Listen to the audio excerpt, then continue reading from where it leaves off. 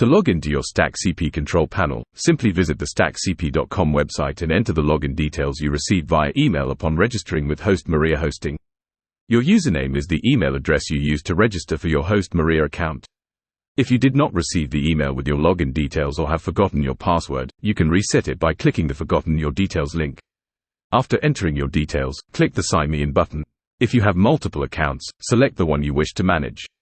Alternatively, you can also access your StackCP control panel by visiting hostmaria.com, navigate to the login page, enter your email address and password, and hit the login button. From here, choose the account you want to log into. And on the next page, scroll down and click the Login to Control Panel button. If you have several accounts, choose the one you want to manage and click on it.